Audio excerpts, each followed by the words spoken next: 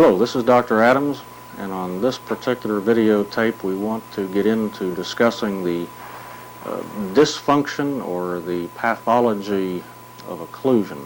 This is, if you'll remember, the second major division of material as we break it down in the entire subject of occlusion or biology of the masticatory system. And now if we can have the camera go over to our title card, you see that we have broken down here under the second major division, or pathology of occlusion, the subject material into various aspects. First of all, there is the parafunction aspect, uses of the masticatory outside of the normal functional range.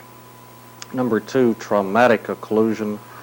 Number three, the effect of occlusion on the periodontium. Number four, temporomandibular joint dysfunction, and closely allied with that would be the myofascial pain syndromes. And then finally, the effect of dysfunction upon the teeth themselves. Now, the first thing that we wish to discuss today is the role of occlusion in periodontal disease. This is a subject which in clinical dentistry is quite controversial and is of very great importance for the developing dentist to understand the various ramifications of the role that occlusion plays in periodontal disease, and consequently or reversely the role that a periodontal disease would play in occlusion and in creating traumatic occlusion. To understand what I mean there, let us go to the first slide and review something which is rather basic, and this is the concept of primary occlusal traumatism versus secondary occlusal traumatism. Now, primary occlusal traumatism means or would entail a couple of very important concepts. Number one, in primary occlusal traumatism, there is a normal amount of alveolar bone housing which supports the tooth. There is not enough periodontal disease present in this particular tooth or in this particular dentition to create a lot of bone loss. Therefore, primary occlusal traumatism means that there is a normal amount of alveolar bone housing. However, the pressure applied or the force applied upon the tooth through occlusion is greater than normal, and this is indicated here by a rather large arrow, point number 3, shown in a tangential or diagonal manner upon the tooth. If this would happen, that is, if you have a normal amount of supporting bone but an abnormal amount of pressure on the tooth, you have a tipping or rotation of the tooth about point number 2, which is the fulcrum point. When this happens, we have areas of pressure here and down here, and as the tooth rotates in this direction, you would have tension at this part of the apex and tension diagonally opposite in the alveolar bone housing up in this area here. If we can zoom in for a moment now, again, the important concepts of primary occlusal traumatism. Number one, alveolar support is of normal amount. Point number 2 being the fulcrum or the rotation point. Number 3, the applied force to the tooth or from the occlusion is greater, in fact far greater than normal. In instances like this, you would think particularly in terms of bruxism or bruxomania. And as this occurs, the tooth rotates around the fulcrum point, and we then get concomitant pressure side effects and tension side effects upon the tooth. Thank you. Stay there. Now, as opposed to primary occlusal traumatism, we have another factor called secondary occlusal traumatism. The differences between primary and secondary are quite important ones, both on a philosophical basis but also in clinical rationale and in treatment of the patient. In secondary occlusal traumatism, we have two major differences from the primary. First of all, we have a reduced amount of alveolar supporting bone. As you see here, number 1, the alveolar support is less than a normal amount. The second major difference is that the pressure from occlusion is a reduced amount of pressure, or could even be less than a normal amount of pressure. The other things are about the same. We have a fulcrum point, although once we have a reduced amount of alveolar bone, the fulcrum point on the root of the tooth is moved more apically. But again, with the fulcrum point, we get the concomitant pressure effects here and here, and the tension effects here and here. Now, as we begin to talk about the role of occlusion in periodontal disease, keep in mind that as this tooth is rotated like so, be it either primary or secondary occlusal traumatism, the effects of pressure are found here between the root of the tooth and the crest of the alveolar bone. The periodontal attachment, the epithelial attachment, and the gingival fibers are in an area above the region which is affected by pressure from secondary occlusal traumatism. Again, to review, the important and salient aspects of secondary occlusal traumatism are, number one, a reduced or a subnormal amount of alveolar bone housing. Number two, the fulcrum point is more apical on the tooth. We will then have resultant pressure and tension side effects quite similar to the primary occlusal traumatism. The other important aspect, number three, the applied force on the tooth can be less than normal. Again, you will see that the direction of the applied forces, both in primary and secondary occlusal traumatism, is on a tangent or on a diagonal. It is not directed in an axial direction. And again, one of the primary things we wish to do in establishing and creating good occlusal function is to have these vectors of forces applied in an axial direction.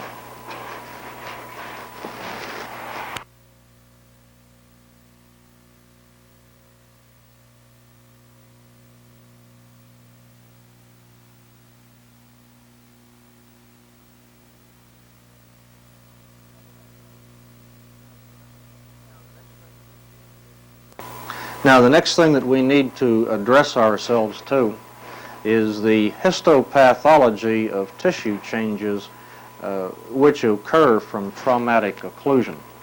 Now, as we zoom in on this, you will see that you might just go to the left and zoom in. We have hyalinization, mucoid degeneration, ischemia, ischemic necrosis. We can have bone resorption, cemental resorption, fibrosis of the marrow, and hypercementosis. These are all changes which histologically have been shown to occur with increasing order of severity. In other words, hyalinization being the least severe symptom. And if we now go to the right-hand column of the slide, the next thing that can occur is pulpal fibrosis, ankylosis of the tooth. We can have liquefaction, necrosis, thrombosis in the periodontal ligament, hemorrhage in the ligament, dystrophic calcification as part of the regeneration and healing process. And in severe occlusal traumatism, we can literally have cemental tears, the cementum being torn from the dentin of the root. Now, if we look at a few slides on the histology of the periodontal ligament, as you see here, this is the root of the tooth, and this is the alveolar bone, the periodontal ligament being in here. The dentin, cementum, primary and secondary cementum, or cellular and acellular cementum, and over here the alveolar bone. And in between, we see the horizontally directed fibers of a functional periodontal ligament. This is a rather classic picture of a functioning, healthy periodontal ligament. We now look at a similar slide taken from a tooth which is not in function. This happened to be a tooth which had no antagonist. However, this similar histologic appearance is seen in newly erupting teeth. As opposed to the previous slide, which was a functional periodontal ligament, this is non-functional. There is little or no organization to this. What few collagen fibers are here between the tooth and the bone are more in a vertical or parallel arrangement. And rather than calling this a periodontal ligament, we call this a periodontal membrane. And again, in non-function, generally the periodontal membrane space is more narrow than in a functional arrangement. Now, what happens if we have excessive function, but still within the healthy range, but excess healthy function? We have a widening of the periodontal membrane space. This shows the cementum and dentin of the root, and this the alveolar bone, the crest of the bone being here. And you see we have a rather widened periodontal membrane space. Now, if we have excessive function beyond the range where the tissues can adapt and can survive, we then begin histologically to see breakdown occur. This picture here, the tooth being in this area and the bone being over here, the periodontal ligament in here shows an area of mucoid degeneration, which is the least traumatic type of destruction that we will observe in a traumatic occlusion. This is the bone here and the tooth being over here, and this shows an area of a periodontal ligament which has undergone slightly more severe type of trauma. In this case, we see evidences of necrosis and hyaline degeneration surrounding this in the periodontal membrane.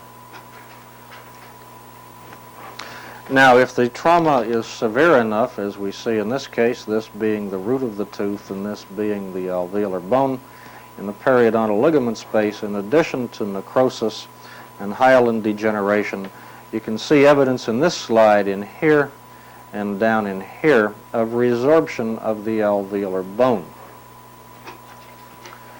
The next slide shows us a similar type of picture. However, in this case, the pressure on the tooth was even greater, and in addition to resorption of the bone, as you see here, on the root side, this being the dentin and this being the cementum, we see evidences in here of cemental and even dentinal resorption.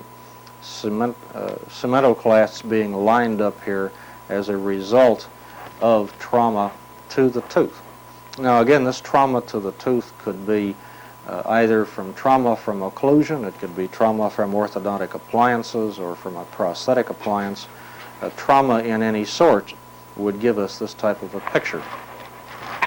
Now this happens to be a slide taken from a classic old textbook illustrating the histopathologic effects to the periodontium from various types of force. You can see this is a block section of a maxillary tooth showing the palatal and the buccal aspects of the bone and the soft tissue being in here, the bone being in this region here.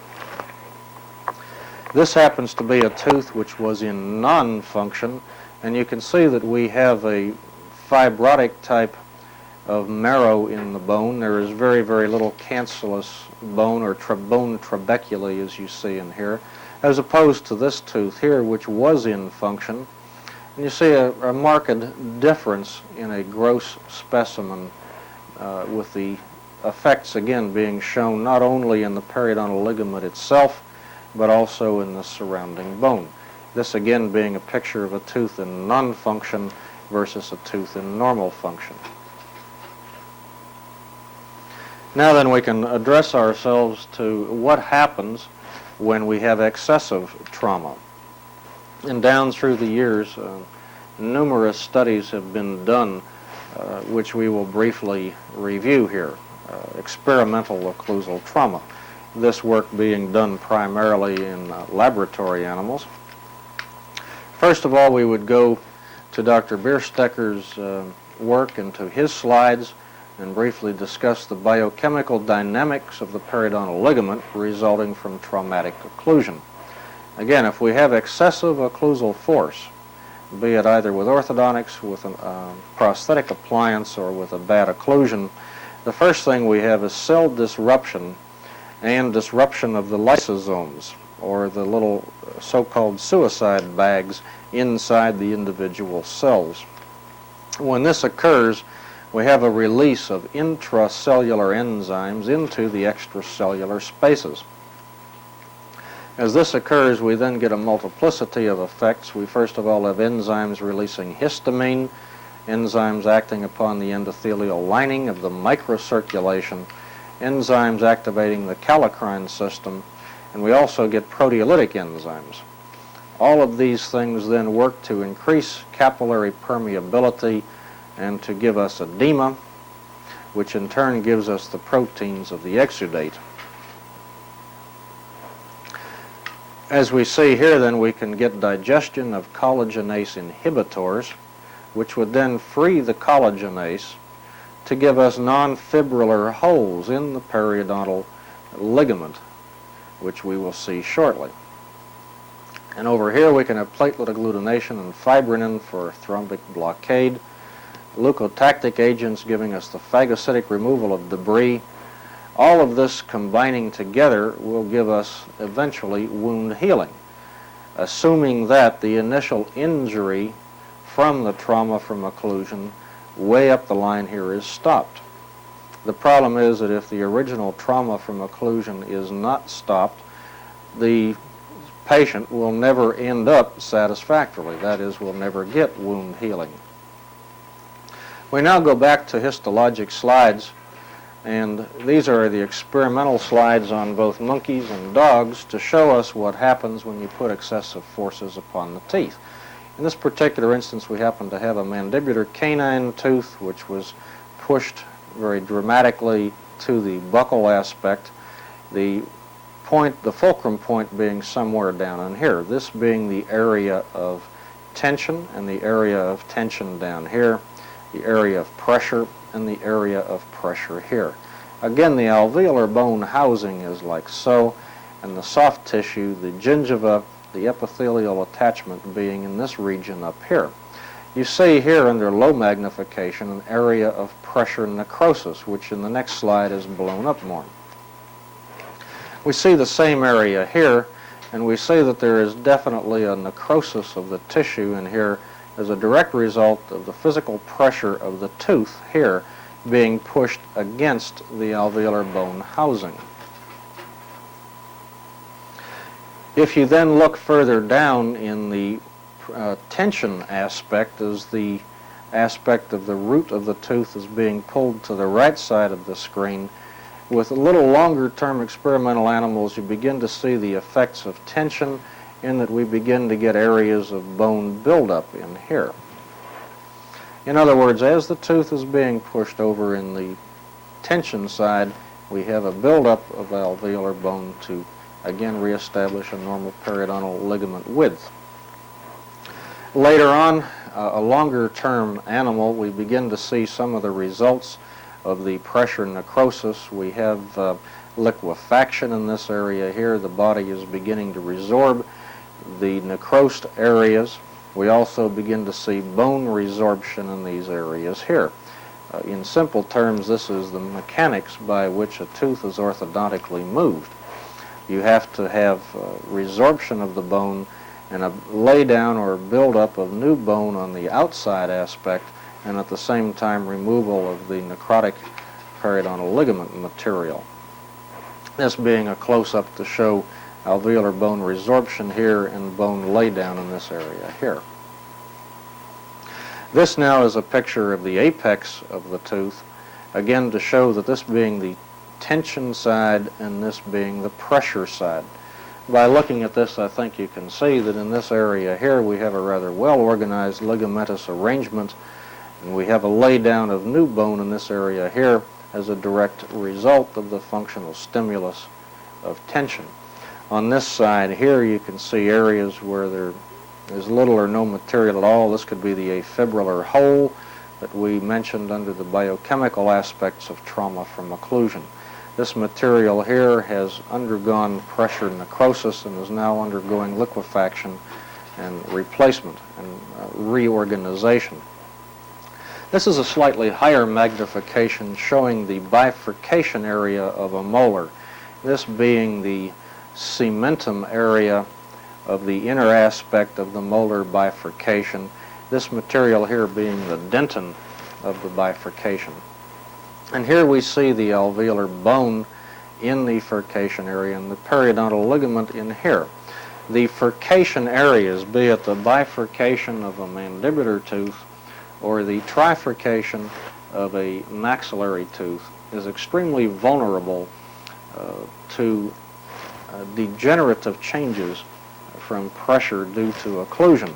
As you can see here, there is a large empty space, and this is really not a histologic artifact due to preparation of the material.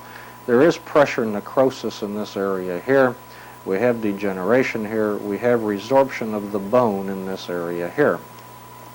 Now, clinically, you can correlate this picture to a picture where, with an adequate X-ray, either a bite wing X-ray or a periapical X-ray, you will see a slightly darkened area in the middle of the bifurcation. Now, clinically, it is very difficult and very unusual to see it on the X-ray of a maxillary tooth with a trifurcation, the palatal root being in the way. But this can be seen quite easily on X-rays of the mandibular teeth. When you see a darkened area like this in the bifurcation on a mandibular tooth, the next thing that you should do is to probe with the periodontal probe, the curved 23 end of the probe, to see if you can probe into the furcation area either from the buccal or the lingual aspect. Quite often you will find darkened areas like this radiographically which you cannot probe. This is very definitely then a radiographic sign of trauma from occlusion, as evidenced here from the histologic material. And again, here you can see that we have cemental as well as dentinal resorption as a result of trauma from occlusion. Now we throw this slide in to illustrate the fact that usually when one would talk about histology of trauma to anything, generally the subjects go to sleep on us because it seems to be not very much clinically oriented. So to take the same information and look at clinical patients now, we'll proceed. This happened to be a patient from University of Texas senior floor. She came in primarily complaining of mobility of the lower posterior segment here. On the next slide, in a moment, you will notice that this particular first molar is missing, and she had a bridge made to replace that, coming from the second premolar to the second molar.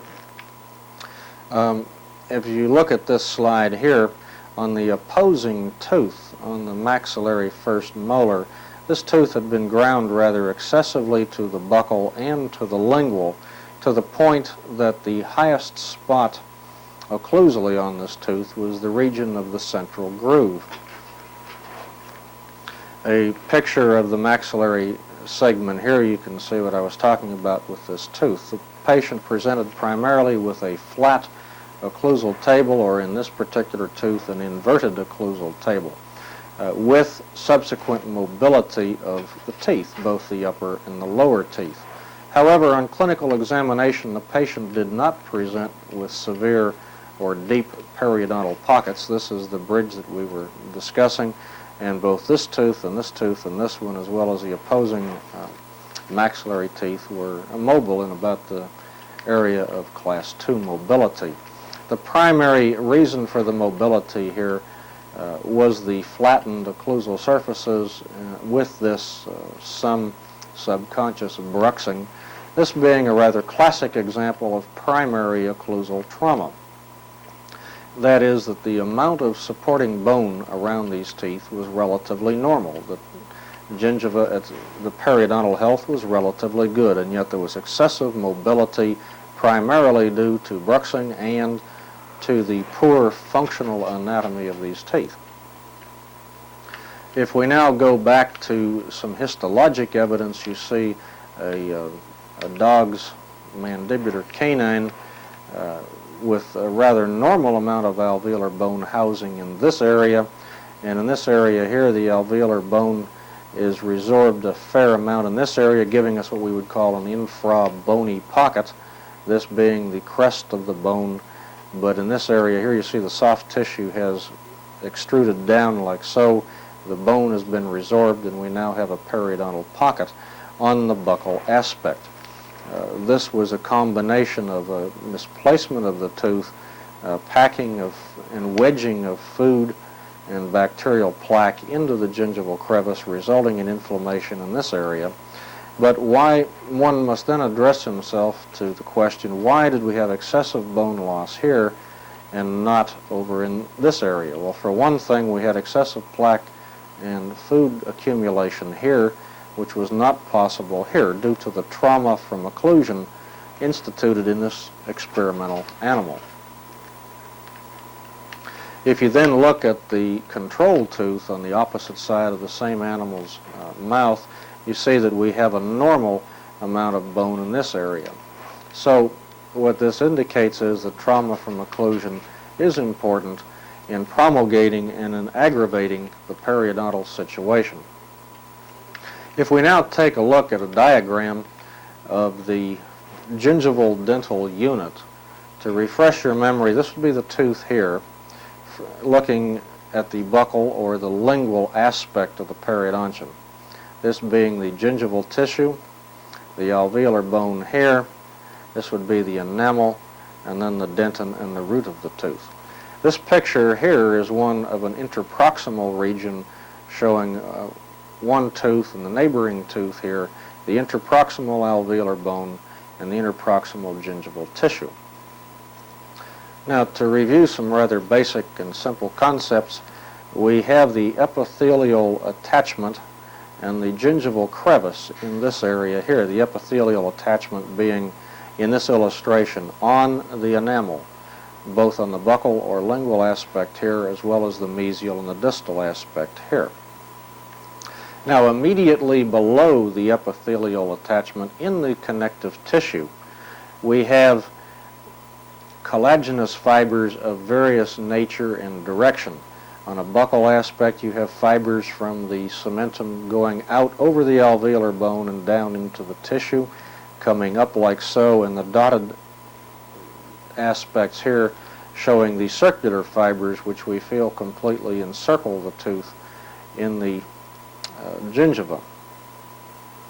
Interproximally, we have in addition the transeptal fibers. And then finally, down below this, we have the alveolar bone itself. Now, if you'll remember from the previous histologic slides on the experimental occlusal trauma, as this tooth was pushed in that manner, the necrosis and the degeneration and the various biochemical and histologic effects which we observed were in this area here. It was a physical impingement of the tooth upon the alveolar bone, which created the various disturbances in the periodontal ligament, but again being in this region here. This being in a buccal or a lingual view. In a mesial or a distal view, this damage would be done in this area here and here. Again, the main emphasis being that if the periodontium and the dentogingival unit is healthy, all of this material above here and over here is completely undisturbed by any type of trauma to the tooth itself. We still have our dentoperiosteal fibers, our circular fibers, the dentogingival fibers. In this aspect, the transeptal fibers are still healthy and intact. Trauma from occlusion cannot do damage to these areas here or here, nor can it do damage to the epithelial attachment or to the gingival crevice. Again, in the lectures that you have had on the etiology and on the histopathology of periodontal disease, you will remember that you must have a disruption of the attachment of the epithelium to the enamel or to the cementum, and you must have a concomitant downgrowth of the cells of the epithelial attachment and a degeneration of the collagen fibers before you can begin to get a periodontal pocket.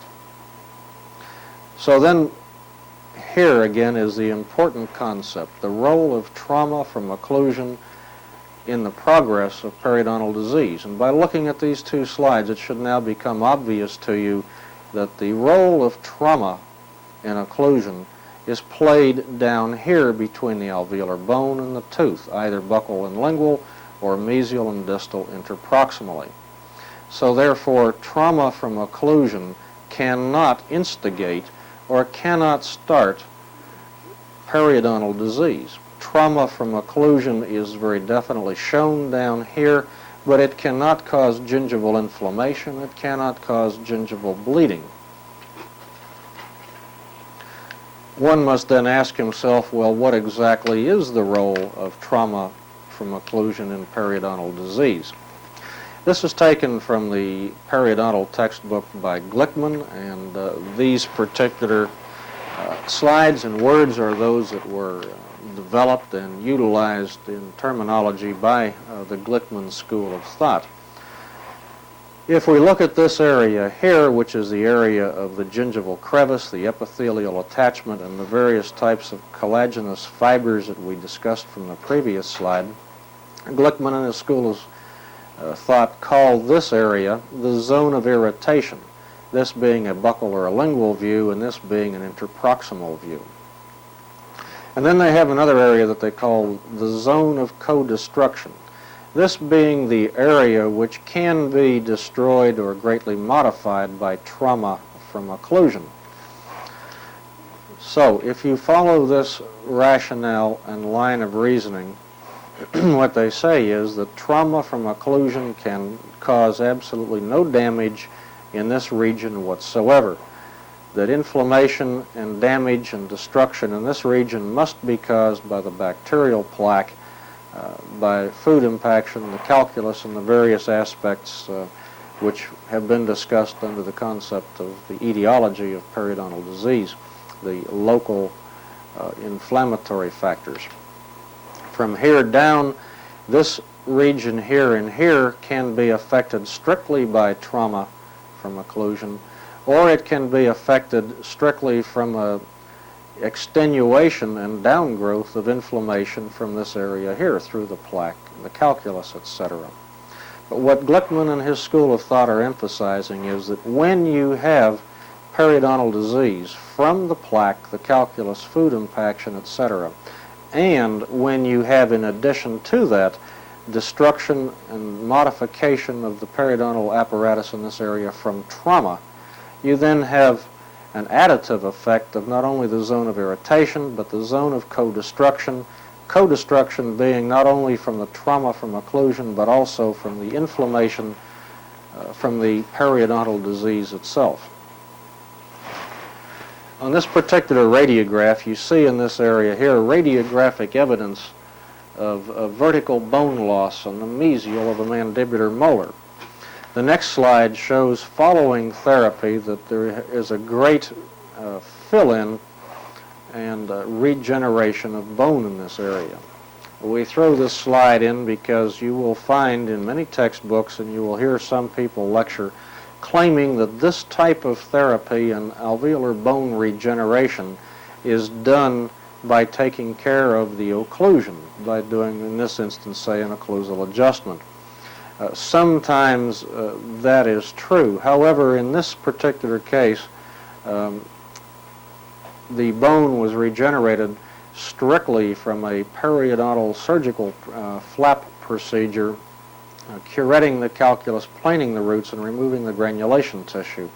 In this particular case, the occlusion had absolutely nothing to do with either the development of the periodontal pocket or the subsequent treatment and bone fill-in. This again is thrown in to emphasize the fact that occlusion, trauma from occlusion can aggravate such a situation, but in such a case, simply grinding on the teeth will not restore and regenerate the alveolar bone. Complete and comprehensive periodontal therapy is indicated. When we talk about trauma from occlusion and the role of occlusion in periodontal therapy, we have to think in terms of the concept of a cuspid rise type of occlusal scheme as opposed to a group function type of occlusal scheme. This particular slide shows a patient who was rebuilt on this maxillary 6 anterior teeth to create for this particular patient a cuspid rise type of occlusion, getting rid of a group function type of occlusion. The main reason for this being in the therapist's mind was that the patient was suffering from periodontal disease, and that to save the posterior teeth and to eliminate periodontal disease, he had to protect the teeth by going to a cuspid rise. The problem is that as a periodontist then, if you would elevate a flap around the cuspid, you will see in this area very, very dramatic evidence of rather advanced and severe alveolar bone loss. This happens to be around the very tooth which was capped and put into a cuspid rise to prevent periodontal disease on posterior teeth. A different view of this maxillary cuspid, a lingual view, will show an extensive amount of circumferential bone loss around this particular tooth. As you look at the posterior teeth, you will see that there is some alveolar bone destruction, some evidence of chronic marginal periodontitis. But again, the point here to emphasize is that the tooth that was put into the cuspid rise has had extensive bone loss around it. Again, the rationale of putting the restorations in here was to prevent breakdown of the posterior teeth. A periodontist, when he looks at something like this, must then ask himself rather logically that if we put a cuspid into a dominant cuspid rise type of occlusion to protect the periodontium on posterior teeth, if we do this, then who on earth is going to protect the periodontium around the cuspids? And obviously in this case nobody was there, or nothing was there to protect the periodontium. If we look at the x-rays on this particular case, we can see some evidence on posterior teeth of some alveolar bone degeneration and very definite radiographic evidence of periodontal disease. However, the periodontal disease bone resorption on posterior teeth in this segment is nowhere nearly as severe as on the cuspid, which was put into the cuspid rise to protect the posterior teeth. Further evidence, clinical evidence and clinical histories of the role of trauma from occlusion will be seen in these and a few subsequent cases. As you can see, the maxillary cuspid had not extruded yet in this particular patient. This was a youngster approximately 11 or 11 and a half years of age, undergoing extensive orthodontic treatment. And you can see probably one of the granddaddies of all times of periodontal abscess, this being a lateral periodontal abscess involving the maxillary right lateral incisor and the region of the cuspid. This is a rather good illustration of the role of trauma upon periodontal disease. Now, this youngster, as well as practically any teenager who is in orthodontic treatment, had plaque control and home care which left something to be desired. It may not show very well, but there was very definitely a thick, old, well-established layer of plaque on the teeth around the gingiva in all regions. In practically every region, this patient was suffering to some degree from marginal gingivitis and perhaps very slight marginal periodontitis. However, most teenagers, being in the growth and development stage, can handle inflammation like this quite easily and can go through orthodontic treatment without problems. In this particular instance, excessive forces were placed upon the teeth to move the teeth more rapidly than this particular patient's system could cope with. That is, that so much pressure was put on that you had pressure necrosis to a greater degree than the patient's body could resorb and could lay down and build up new bone. A good illustration of what happened here then. In other words, the patient had excessive plaque accumulation with, in most areas, only marginal, very minor gingival inflammation. Pressure was applied to teeth all throughout the mouth. Changes were occurring on all teeth, similar to what you saw in the histologic slides. However, in this tooth, which had been very, very greatly malposed and on which excessive amounts of pressure were placed, it was a combination of factors, the marginal inflammation plus the cofactors of destruction, trauma to the tooth, trauma to the periodontium, that caused a problem like that. A few days later, following antibiotic therapy and initial cleanup of the mouth, periodontal flaps were elevated for this particular patient. You see the edge of the canine tooth beginning to emerge as so, and you see that the tremendous amount of alveolar bone destruction as a result of the periodontal abscess. If you have an occlusal view or an incisal view of this area, you see there's a ridge of buccal cortical plate here, the inner aspect of the bone being dissolved almost to the apex of the tooth.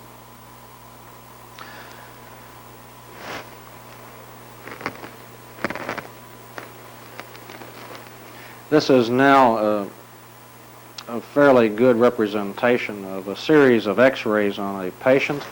This particular patient had lost most of the posterior teeth and was presenting with strictly maxillary anterior teeth. She had undergone complete periodontal therapy.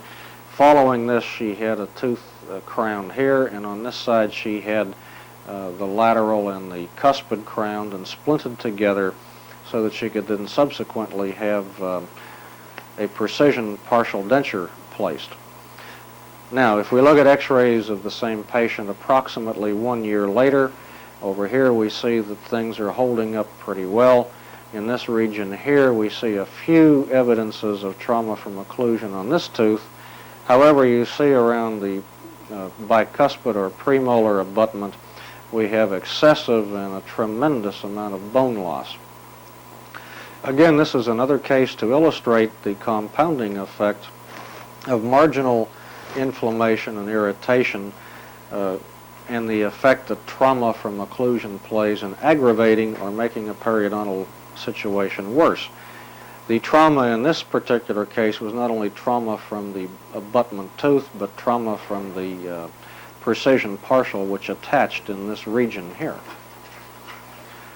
This slide showing both the before and the after effects. Following periodontal therapy and following restorative therapy, and approximately 1 year later, the net result being dramatically illustrated in this area here, the result of trauma from occlusion. Now, this particular lady didn't do very thorough and complete plaque control, but the point was that there was no more plaque on this tooth than there was on this one, this one, this one, or this one. But this tooth, because it bore the brunt of the load from occlusal trauma, was the one that had the greatest amount of breakdown. We can then go to a similar case to, as our youngster with orthodontic therapy. This happened to be a general dentist in his late 30s who had a generalized periodontitis with some vertical as well as generalized horizontal bone loss. Throughout the mouth he had anywhere from 3 to 6 millimeter periodontal pockets. However, the worst areas in this particular patient's mouth, again the patient being a general dentist, were around the regions of the maxillary right and left lateral incisors. This happens to be a slide showing the flap being elevated to curette not only the root surface and the calculus, but also the granulation tissue interproximally. If we look at the next slide here, you can see from the incisal view a similar pattern of bone loss as we saw on the teenage orthodontic patient. And this happens to be a 1 year post-operative follow-up on this particular patient, showing that we were able to eliminate the inflammation and to get complete healing. This area over here is not quite as well healed yet. The interesting thing here clinically is that this particular gentleman, again being a general dentist, presented to his orthodontist friend several years before this, complaining of the fact that his maxillary lateral incisors slightly overlapped the maxillary central incisors, this one being overlapping this one and this one overlapping this one. The orthodontist, using a removable type of therapy, was able to move these teeth back into place move them distally and lingually back into a good arch alignment. However, the patient, the dentist here, had to continually wear an orthodontic retainer, because if he would go for more than a few nights without wearing the retainer, the right and the left laterals would then begin to migrate to the labial and begin their tendency to overlap the distals of the maxillary central incisors again. After about a year of this, the patient, the dentist, got tired of wearing the retainer, lost it or forgot it somehow, and within a few months the maxillary lateral incisors were once again back in the original position. After about a year of this, the dentist, being somewhat vain, went back to his orthodontist friend, and once again they moved the teeth back to this position here. And they were in this position when he presented for periodontal therapy. The main point here is that he had centric relation prematurities with a rather bad three-dimensional slide of the mandible from centric relation into centric occlusion. And as this happened, the lower anterior teeth were banging and traumatizing against the maxillary lateral incisors. And so the teeth could be moved back into place, but unless a functional analysis of the occlusion had been made, which it was not, it would have shown, if it had been done, that he in fact did have centric relation prematurities on posterior teeth, causing the mandible to slide and traumatize these teeth. The treatment for this particular patient, in addition to complete periodontal therapy, root planing, home care instructions, etc., a very vital and integral part of the treatment was a functional occlusal analysis, and subsequent to that, a complete occlusal adjustment. Number one, eliminating centric relation prematurities. To, in that way, eliminate the centric relation slide into centric occlusion. Once the prematurities were eliminated and the mandible was stable at centric relation, the patient was able to go without the orthodontic retainer, and these greatly weakened lateral incisors stayed in place without any further help from an orthodontic appliance.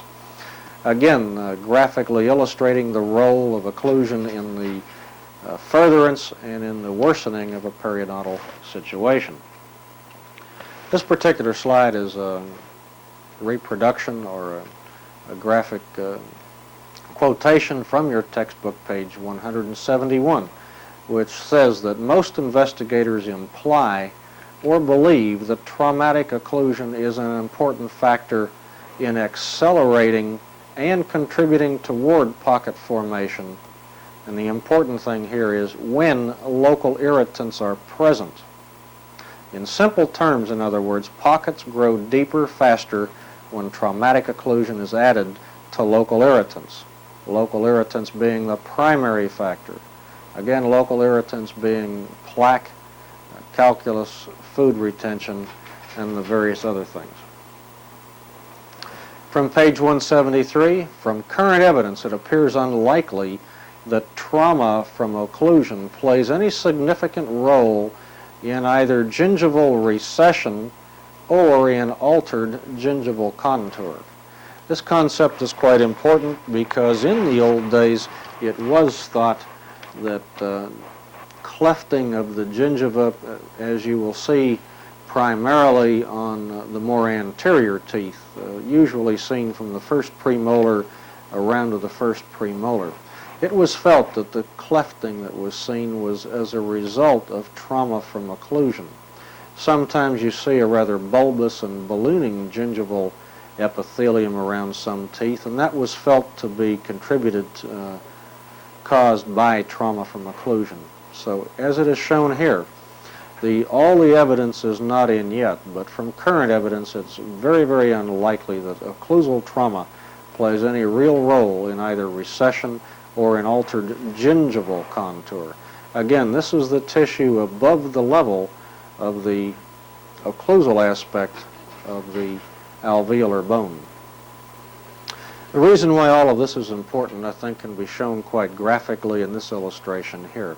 This happened to be a lady with chronic, recurrent, generalized, moderate to severe periodontitis. She had been rebuilt practically from ear to ear, every tooth being involved. The primary idea of rebuilding her was to give her a man-made concept of occlusion, a dentist's concept of the way her teeth should come together. The basic idea of doing this was to prevent periodontal disease. She had had periodontal disease once, and she had been operated, and it appeared as though she was still in trouble, and so they decided to do a complete full-mouth rehabilitation. In very simple terms, the type of occlusion that was put into this fancy and extensive bridge work was a denture type of occlusion.